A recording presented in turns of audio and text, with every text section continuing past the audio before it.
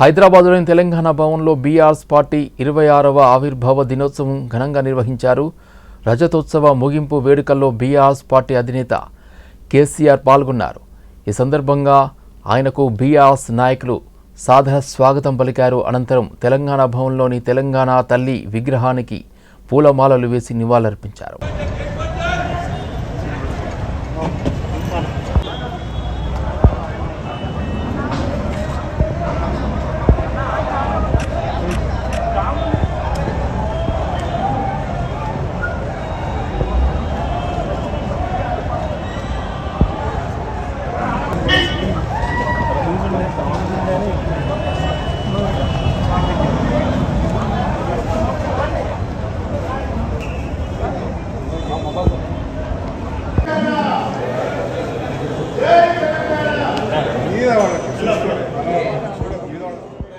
జూబ్లీహిల్స్ నియోజకవర్గంలో BRS party 25వ ఆవిర్భావ దినోత్సవ వేడుకలు రహమత్ నగర్ డివిజన్ అధ్యక్షులు నరసింహారెడ్డి ఆధ్వర్యంలో ఘనంగా నిర్వహించారు.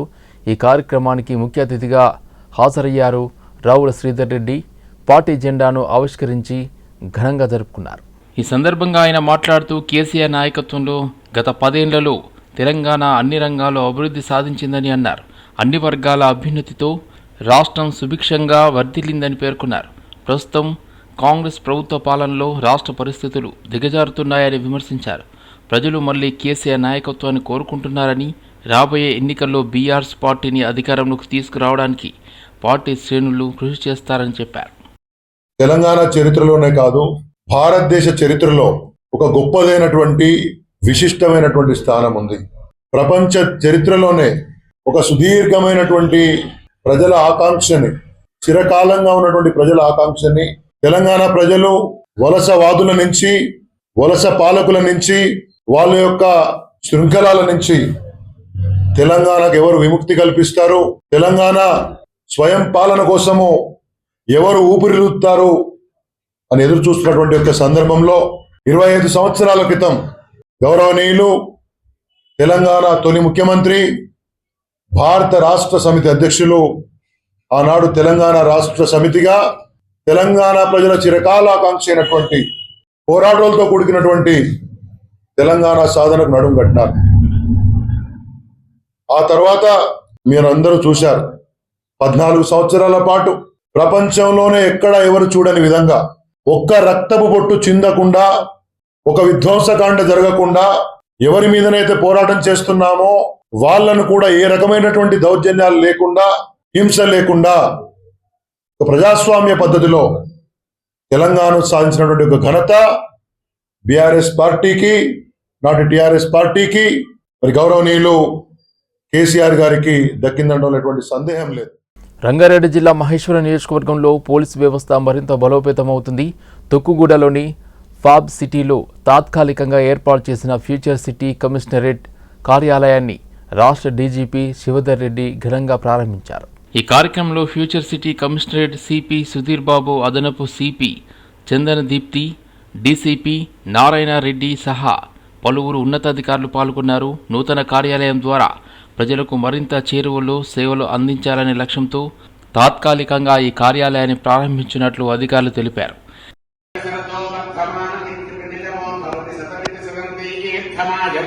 మరుతలేనార్థయంతి శతమేనమేవ శతాత్మానం భవతి, శతమనంతం భవతి, శతమైశ్వర్యం భవతి, శతమితి శతం దీర్ఘమాయుః పర్యాప్య అనంతరాజాయ సర్వస్తోమోతిరాత్రవత్తమ మహద్భవతి, సర్వస్యాప్యై సర్వసర్వకార్యతు విజయమస్తు.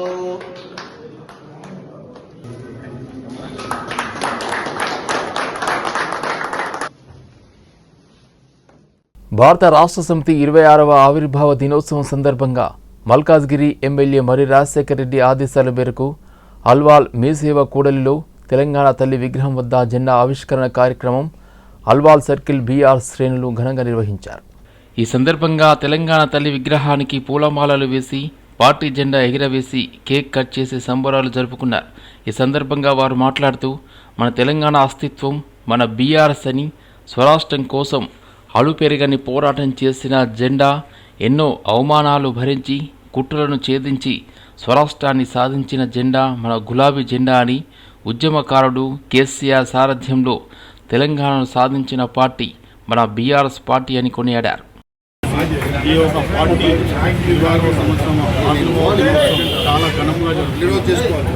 ఎక్కడ కేసీఆర్ పెట్టిన పథకాలన్నీ ప్రజల్లో ఎందుకు ఉపయోగపడ్డాయి, ప్రజలందరూ ఏ వృద్ధుని అడిగినా కానీ మళ్ళా కేసీఆర్ రావాలంటున్నారు, ఏ యువకుని అడిగినా కానీ మళ్ళీ కేసీఆర్ రావాలంటున్నారు. కేసీఆర్ మళ్ళా కేసీఆర్ ప్రభుత్వంలో రావాలని మేమందరం రోడ్ల విషయంలో విస్తరణ చేయడం కానీ, ఈ ప్రాంతంలోని విద్యుత్ లేకుండా అలమటించినటువంటి ప్రాంతం, ఆ ప్రాంతాన్ని పూర్తి విద్యుత్ కాంతులతో విరజలేటట్టుగా చేసినటువంటి ఘనత కానీ, ప్రతి ఇంటి గృహిణి బిందెలతో తెచ్చుకునే నీళ్లను తన ఇంటి ఆవరణలో తెచ్చేటటువంటి నల్లాల విషయంలో అయితేనేమి, అలా ప్రతి ఒక్క కుటుంబానికి ఏదో ఒక రకంగా తెలంగాణ రాష్ట్ర సమితి చేసినటువంటి గొప్పతనము బీఆర్ఎస్ పార్టీ కొనసాగిస్తూ ఉన్నది. ఒంటేండాల కేసీఆర్ తెలంగాణ భవన్ వస్తుంది కాబట్టి ఊరు వాడంతా గులాబీమయం అయిపోయింది. ఈ రాష్ట్రంలో అనేక మంది ఏదైతే ఆశించారో దాన్ని మించిన ఫలితాలు వచ్చినాయి. కాబట్టి ఈ గులాబీ జెండాలో ప్రతి ఒక్కరు ఎమ్మెల్యేలయ్యారు, ఎంపీలయ్యారు, మంత్రులయ్యారు. ఈనాడు తెలంగాణ రాష్ట్రంలో వచ్చిన ఈ రాష్ట్రాన్ని పండుగ వాతావరణం సెలబ్రేషన్ చేస్తూ కేసీఆర్ ఆదేశాల మేరకు, కేటీఆర్ ఆదేశాల మేరకు జెండావందనం చేసుకుని మరి ఆశాంతో ఈ తెలంగాణ ప్రాంతంలో అల్వాల్ సర్కిల్లోని రోజు రమేష్ అన్న గారు, అనిల్ కిషోర్ గారు, నరేంద్ర గారు అనేకమైన కార్యకర్తలు ఈరోజు గులాబీ సైన్యంతో జెండావందనం చేసుకొని తెలంగాణ భవన్. కుకట్పల్లి కేపీహెచ్బీ కాలనీలోని ఛత్రపతి ధర్మరక్షణ సేన వ్యవస్థాపక అధ్యక్షుడు కర్ర వేణుగోపాల్ ఆధ్వర్యంలో తలసేమియా సివిల్ సెల్ నిర్వాహకురాలు కొత్తపల్లి రత్నావళితో కలిసి సంయుక్తంగా తలసేమియా వ్యాధితో బాధపడుతున్న వారి కోసం రక్తదాన శిబిరాన్ని నిర్వహించారు. ఈ కార్యక్రమాన్ని కేపీహెచ్బీ ఏబీవీపీ రవి కిరణ్ రెడ్డి, అదేవిధంగా సిఏ రాజశేఖర్ రెడ్డి ముఖ్య అతిథులుగా హాజరై ప్రారంభించి రక్తదానం చేశారు. ఈ సందర్భంగా వారు మాట్లాడుతూ తలసేమియా వ్యాధితో ఎంతోమంది ఇబ్బందులు పడుతున్నారని, ఎండాకాలం వస్తే రక్తం దొరకడం చాలా కష్టమవుతుందని, ప్రతి ఒక్కరూ స్వచ్ఛందంగా ముందుకు వచ్చి రక్తదానం చేయాలని కోరారు. అదేవిధంగా నిర్వాహకులు మాట్లాడుతూ దంపతులకు సంబంధించి ప్రెగ్నెన్సీ సమయంలో చేసే పరీక్షల్లో భాగంగా వైద్యులు సైతం 2 తెలుగు రాష్ట్రాల్లో HbA2 అనే పరీక్ష సైతం చేయించాలి అని విజ్ఞప్తి చేశారు. వీరందరూ కూడా ఈ ప్రోగ్రామ్ కండక్ట్ చేస్తున్నారండి. ఇందులో ఇక్కడికి వచ్చిన తర్వాత నాకు కొన్ని విషయాలు, అంటే ఇంతవరకు నాకు తెలియని విషయాలు కొన్ని విషయాలు తెలిసినాయి. ఇందులో యాక్చువల్ ఏంటంటే HbA2 అనేది ఒక టెస్ట్ అనేది ఉంటుంది. వీళ్ళిద్దరు కూడా క్యారియర్స్ అయితే 80% పిల్లలకు వచ్చే అవకాశం ఉంటున్న విషయం నాకు ఇక్కడ మేడం గారితో మాట్లాడిన తర్వాతనే నాకు ఈ విషయం తెలిసింది. ఇంతకుముందు కూడా నాకు తలసేమియా పేషెంట్స్ అంటే నాకు ఐడియా ఉన్నది. ఆ తలసేమియా పేషెంట్స్ ఏ విధంగా సఫర్ అవుతారు, సికిల్ పేషెంట్స్ ఏ విధంగా సఫర్ అవుతున్న విషయం ఐడియా ఉన్నది. కానీ ఇది ఎందువలన వస్తుంది అంటే ఇన్ డెప్త్ పోతే కానీ మనకు తెలియలేదు. మేడం గారు క్లియర్ గా ఎక్స్ప్లెయిన్ చేయడం జరిగింది. విషయంలో వేసవకాలం రక్త కొరత ఉంటుంది. ప్రతి ఒక్కరూ రక్తదానం చేయండి. తలసేమియా బాధితులకు అండగా నిలబడండి. ఈ తలసేమియా బాధితుల గురించి 40 సంవత్సరాల నుంచి శ్రమ పడుతున్నారు రత్నవల్లి గారు. వారి ఉద్యోగం కూడా వదిలేసి ఆ బాధితుల కోసమే శ్రమ పడుతున్నారు. వారికి ధన్యవాదాలు. అలాగే ఛత్రపతి ధర్మరక్షణ సేన కమిటీ సభ్యులందరికీ పేరు పేరున ధన్యవాదాలు. ఈ కార్యక్రమాలన్నీ థాలసీమియా అండ్ సికిల్ సెల్ సొసైటీలో ఉచితంగా అన్ని వాళ్ళకి సదుపాయాలు ఇవ్వడం జరుగుతోంది. అక్కడ ఈ పిల్లలకి రక్తం ఎక్కించడము, మందులు ఇవ్వడము, అలాగే భోజన సదుపాయాలు, ఇలాగా రీసెర్చ్ కూడా ఉందన్నమాట. సో 27 ఏళ్లుగా ఈ thalassaemia and sickle cell society యొక్క పేరెంట్స్ ఆర్గనైజేషన్, పేరెంట్స్ అందరూ కూడా కలిసి ఈ సంస్థను నడుపుతున్నారనమాట. సో అలాంటి ఈ సంస్థలో దాదాపు 4600 మంది పిల్లలు పైగా ఉభయ రాష్ట్రాల నుంచి ఉన్నారు. సో మన ఈ ఉభయ రాష్ట్రాల్లో హైదరాబాద్లోని కూకట్పల్లి ప్రాంతంలో ఉన్న రెస్క్యూ హోమ్ నుండి 7 మహిళలు పరారైన ఘటన కలకలం రేపుతుంది. అసాంఘిక కార్యకలాపాలకు పాల్పడుతున్నారన్న ఆరోపణతో ఇటీవల ఫిట్ కేసులో ఈ మహిళలను అదుపులోకి తీసుకున్నారు రెస్క్యూ హోమ్ సిబ్బంది. తాగునీటి క్యాన్లను సరఫరా చేసే వ్యాన్ రావడంతో సిబ్బంది మెయిన్ గేట్ను తెరిచారు. ఆ సమయంలో గేట్లు ఓపెన్గా ఉండడాన్ని గమనించిన మహిళలు సిబ్బంది దృష్టి మరల్చి అక్కడి నుండి తప్పించుకుని పారిపోయారు. ఈ ఘటనపై రెస్క్యూ హోమ్ సూపరింటెండెంట్ నీలిమ ఫిర్యాదు చేయడంతో జగద్గిరిగుట్ట పోలీసులు కేసు నమోదు చేసి దర్యాప్తు ప్రారంభించారు. పరారైన మహిళల కోసం గాలింపు చర్యలు చేపట్టారు. ఈ ఘటనలో సిబ్బంది నిర్లక్ష్యం ఉన్నట్లు ఉన్నతాధికారులు ప్రాథమికంగా గుర్తించారు. భవిష్యత్తులో ఇలాంటి ఘటనలు పునరావృతం కాకుండా కట్టుదిట్టమైన భద్రతా చర్యలు తీసుకోవాల్సిన అవసరం ఉందని అధికారులు భావిస్తున్నారు. కుమ్మడి జిల్లా మున్సిపాలిటీలో రాజకీయ ఉద్రిక్తతలు నెలకొన్నాయి. కాంగ్రెస్ పార్టీకి చెందిన 13వ వార్డు కౌన్సిలర్ నరేందర్ రెడ్డి రాజీనామా చేయాలంటూ బీఆర్ఎస్ నాయకుడు చిమ్ముల గోవర్ధన్ రెడ్డి సవాల్ విసిరారు. ఈ సవాల్కు ప్రతి సవాలుగా స్పందించిన నరేందర్ రెడ్డి బీఆర్ఎస్కు చెందిన గోవర్ధన్ రెడ్డి సతీమణి 1వ వార్డు కౌన్సిలర్ సంజయారెడ్డి కూడా రాజీనామా చేయాలని డిమాండ్ చేశారు. ఇద్దరు రాజీనామా చేసి మళ్లీ ఎన్నికలకు వెళ్లాలంటూ సై అంటే సై అన్నారు. సవాల్ను స్వీకరించిన నరేందర్ రెడ్డి తన రాజీనామా పత్రంతో గుమ్మడిదిల మున్సిపల్ కార్యాలయానికి చేరుకున్నారు. ఆయనకు మద్దతుగా కాంగ్రెస్ శ్రేణులు కూడా భారీగా తరలివచ్చారు. అయితే రాజీనామా సవాల్పై బీఆర్ఎస్ నాయకుడు గోవర్ధన్ రెడ్డి మౌనం పాటించడంతో పరిస్థితి మారింది. దీంతో నరేందర్ రెడ్డి కాంగ్రెస్ నేతలు అక్కడి నుండి వెనుదిరిగారు. ఇదే సమయంలో మున్సిపల్ కార్యాలయంలో చైర్మన్ కుమార్ గౌడ్ సహా ఇతర కౌన్సిలర్లు కూడా ఉన్నారు. గత 4 రోజులుగా గుమ్మడిదల మున్సిపాలిటీ పరిధిలో మరి నువ్వా నేనా అన్నట్టుగా వ్యవహారం సాగుతున్నది. దయచేసి అందరికీ ఒకటే చెప్తున్నాం, ఇక్కడ ఎవరైతే గెలుపొందిరో కౌన్సిలర్లు మనల్ని 5 సంవత్సరాలు ప్రజాసేవ చేయమని చెప్పేసి సమస్యలు మంచిగా పరిష్కరిస్తారని చెప్పేసి మరి ప్రజలు మనల్ని ఎన్నుకున్నారు. ఈరోజు ప్రజలు నిజంగా నవ్వుకుంటున్నారు. పరిస్థితి ఏంటంటే ఇంట్లో ఒక మాట బయట ఒక మాట మాట్లాడి నమ్మకం అనే దానికి నువ్వు ఒక బ్రాండ్ అంబాసిడర్గా ఈరోజు పనిచేస్తున్నావు.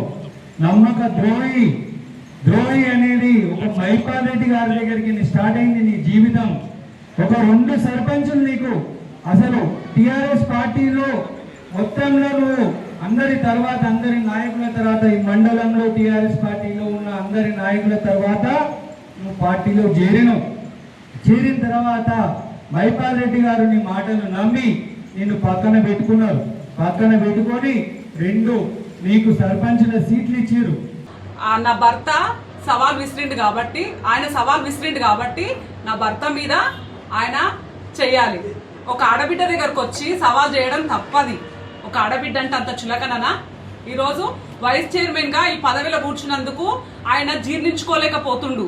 ఈరోజు తెలుసా, ఒక ఆడబిడ్డను గౌరవించడము కాంగ్రెస్ పార్టీ నాయకులకు ప్రతి ఒక్కరికి నేనేం చెప్తున్నా అంటే గౌరవించడం చెప్పండి. అదే విధంగా నేను రాజీనామా చేస్తాను, నేను ముందుకు రాలే. తన రాజీనామా చేయాలని చెప్తే నేను చేయలేను. అధికారం నాకు ఒక్కదానికి మాత్రమే ఉంది.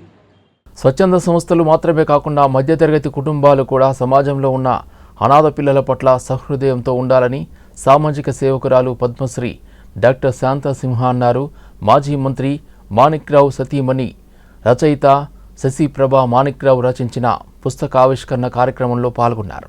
ఈ కార్యక్రమంలో పద్మశ్రీ శాంతా సింహ ఏపీ మాజీ చీఫ్ సెక్రటరీ మాధవరావుతో కలిసి పుస్తకాన్ని ఆవిష్కరించారు. ఈ సందర్భంగా శాంతా సింహ మాట్లాడుతూ అనాథ పిల్లల ఆత్మగౌరవం కోసం, చదువుల కోసం వారు జీవితంలో నిలబడేందుకు ఎంతో కొంత సహాయం చేయాలని కోరారు. మేడం శశిప్రభ మేడం ఏదైతే ఈ బుక్ రాశారో నిజంగా సమాజానికి చాలా ఇన్స్పిరేషన్ వచ్చేలాగా. సో అంటే అనాథ పిల్లలు రోజు రోజుకి పెరిగిపోతున్నారు, దాని పట్ల మనం బాధ్యతగా ఏ రకంగా ఉండాలి అనే విషయం మీద చాలా కులంకుషంగా రాశారు. రియల్ గా అది చాలా ఇన్స్పిరేషన్ గా ఉంది. అంటే ఈరోజు సమాజంలో నిజంగా ఎందుకు పెరుగుతోంది అనాథల సంఖ్య, అంటే దానికి మనం ఎందుకు బాధ్యతగా వ్యవహరించలేకపోతున్నాం, ఎక్కడెక్కడ మిస్టేక్స్ జరుగుతున్నాయి, పోనీ మనం బాధ్యత తీసుకుంటే వచ్చే పరిణామాలు ఏంటి, ఇవన్నీ కూడా ఆ బుక్ లో తను రాయడం జరిగింది. I am wife of ex-minister Manikirao, Dandur Manikirao. Yeah. Of course he is Telugu. He passed away 9 years back. So this pustakam endukani chepte to make awareness in people. Because so many things. Example cheppandi. Every year, prati samvatsharam Indialo 1,20,000, more than 1,20,000 children go missing and nobody cares about it. Every year it is happening again and again. You tell me, why is it happening? చాలా మంది మధ్య తరగతి కుటుంబం వాళ్ళకి ఎప్పుడు ఒకటి ఉంటుంది మనసులో, మనం ఏమన్నా చేయొచ్చు కదా, చేయగలం కదా అని. కానీ ఎంతవరకు చేయగలము అన్నది ఈ నావల్ నుంచి బయటకు వస్తుంది. అంటే మన జీవితాలకి పేదల జీవితాలకి ఎంతో వ్యత్యాసం ఉంది. తను చెప్పేది ఏంటంటే మనం అయ్యో పాపము చారిటీ అట్లా కాకుండా వాళ్ళు కాళ్ళ మీద నిలబెట్టేటట్టు మనం తయారు చేయవలసింది ఈ అనాథ పిల్లల్ని, సమాజాన్ని కూడా అన్నది చాలా స్పష్టంగా వస్తుంది.